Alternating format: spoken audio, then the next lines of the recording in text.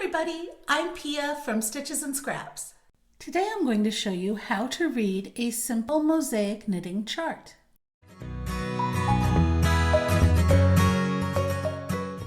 So if you're new to mosaic knitting, here's the basic concept. We're trying to create colorwork patterns like this while only using one color on any given row. So to do that, what we do, for example, like on this row here, okay? We're knitting in gray, and so that's the only color we want to use on that row. So we're going to knit all the stitches that should be gray and then slip all of the stitches that should be brown so that we're not making them gray, right? Then on the next row, the next row we come back, and then on the next set of rows, we're going to work in brown. We're going to switch our gray, leave it aside, and work in brown. And when we work in brown, we knit all the stitches that should be brown and slip all the stitches that should be gray. So that's the general gist of what we're trying to accomplish. Let's take a look at how that translates on a chart. So first of all, the thing to notice about this that makes it different from other knitting charts is that every row on this chart represents 2 rows of knitting. Notice that row 1 is here and row 2 is here. So let's look at this very first row because that's just my basic border down here, okay? This very first row is all black squares. Well, the black squares say knit with color A. Okay, so in this image, my color A is the darker color, this color, and my color B is the lighter color, which is the gray. So all I do for row 1 is I knit with color A, okay? And then I come to row 2, and all I do with row 2 is I knit with color A. So that gives me 2 rows of garter stitch to just start this bottom edge, this bottom border. All right, then we start getting into the pattern. Well, let's look at row 3. This says to knit with color B is this white square, right? So that means that we're starting this row with color B, with the lighter color. So we're going to drop our color A, we're going to drop the brown, we're going to pick up the gray, and we're going to knit 1, 2, 3, 4, 5 stitches. Okay? Then this, what does this square say? Well, either of these 2 squares means if we're on a right side row, we slip with the yarn in back, and if we're on the wrong side row, we slip with the yarn in front.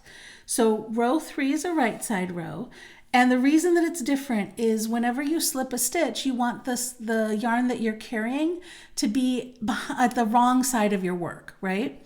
So if you're on the right side, that means you want it in back, and if you're on the wrong side, that means you want it in front. So here we're on a right side row. These are all, here, I'm going to mark it. Right side rows go that way, okay? Wrong side rows go that way. So we're going this way on right side row. We're going to knit with color B 5 stitches, all right? Then we're here, we're going to slip, and the fact that this square is black just tells you that the yarn that you're slipping is, the stitch you're slipping is a color A stitch. So we're gonna slip this stitch and we're gonna make sure to carry the yarn behind it. Then we're going to knit 5, then we're going to slip this stitch and carry the yarn behind it. Now you think that we're gonna knit another 5 here, right? But be careful, this is our repeat, right? So knit 2, and then come to the beginning of the repeat and knit another 3. Now that doesn't matter on this row because it still works out to knit 5, but you've got to just watch that because on some rows it might be different, okay? So we're knitting 2, 3, 4, 5, and then we slip 1. Knit 5, slip 1. And we keep doing that all the way across until we get to the end of the row, and we've knit 2 to end our repeat, and then we knit 1, 2, 3 more, okay? Now row 4, we don't move on to here, right? We still have to do the wrong side row. So our tail for the brown yarn is over here. We're holding the gray yarn, we're holding our color B yarn, and we've brought it all the way over to this end of our work.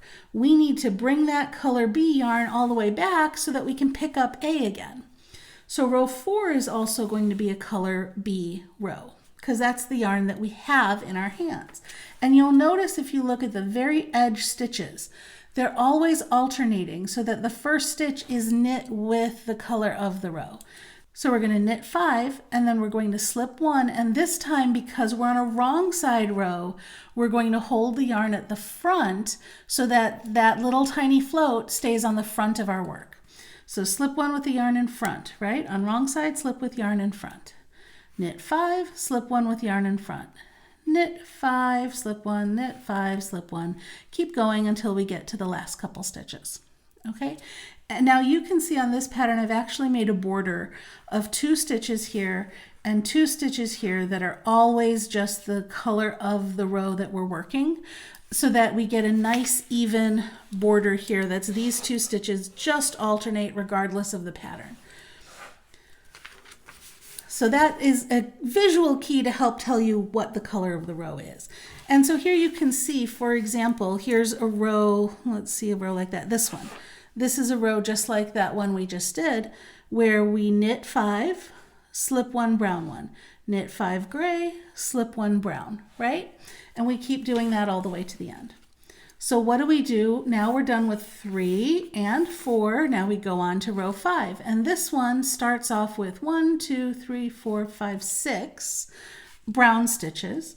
So we knit 6, we slip 1, and now this time the stitch we're slipping is a gray one, right? So we've knit 6, we've slipped 1 gray one, and now we're going to come back and knit 5 again. So now we've knit 6, we slip 1 gray one, we knit 5, and then we slip 1 gray one, and then look here, we knit 1, and then we come to the end of our repeat, right? So we start back at the beginning and knit 4 more. So it's knit 5, slip 1, knit 5, slip 1. Now in this particular pattern, we're going to work 1, 2, 3, 4, 5, 6, 7, 8, 9, 10, 11, 12, 13, 14 rows, right? Then we're going to come back to row 3. Remember, we're not repeating row 1 and 2 because that was just our border here, right? We're going to come back to row 3 and we're going to repeat everything from row 3 to row 13, and that's going to give us this beautiful stair-step pattern. So that's the basics of how to read a mosaic knitting chart like this. You will see mosaic charts in other formats where they specify every row, where they don't use the slip stitches and you're just supposed to know that if it's the wrong color, you slip it. But for this particular format, that's the general gist of how you read it. Now this particular stitch pattern is actually the first section of my Mosaic Sampler Blanket Mystery Knit Along, which is going to start in late June of 2021. Once that starts and this first section's released, I will have another tutorial that will walk you through actually knitting all of this, and I will be referring to the chart in that tutorial, so you get to see how that works with actually knitting once this section is released. But this should give you a good general idea of what you're looking at when you're looking at a mosaic knitting chart.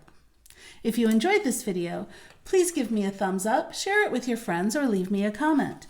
You can also subscribe to my YouTube channel for more great videos. Thanks for watching.